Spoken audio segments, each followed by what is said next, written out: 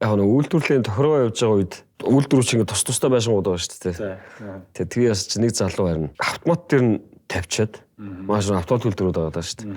Тэгээ бид наа нэг тохиргоо хийж яхад нь яг инженерүүд хийж байгаа юм л да манмитийн идэг гэж байгаа. Тэгээд явж яасан чинь тэгээд нэг том нэг 10 том танкерын доор байжсэн чинь нөгөө нөхөр автомат дээр 50 гутаа алдаа гаргаад. Тэгээ нэг тэдний гадаад мэрэгчлэлтэн сугаас тэр хоёрын хооронд л үйл ойлголцол гарсан юм шиг.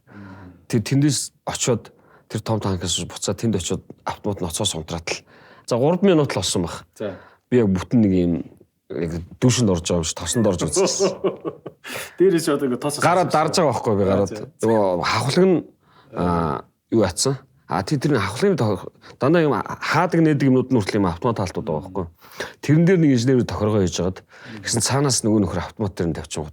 Тэр хоёр үйлдвэрийн хооронд байгаа тэр том шугамуудын хооронд байгаа тосч орж ирэнгүүт манай эд дээр бол зүгээрс бороо болж байгаа юм шиг. Тэгээ гараад нэг залуутай хоёлаа ингээ дараад. Тэгээ мен юмсий дараа зүгээр хурдыг сааруулж байгаа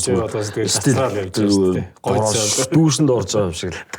Тэгээ ингээд бүр төрсийг болуулна гэдэг шиг тааж одоо нэг тосон жаргал тосороо болуулсан юм байна шүү дээ. Орж идсэн юм байна шүү дээ. Ширхэг үрнээс ширээний хүнс. Ургацтай айл подкаст.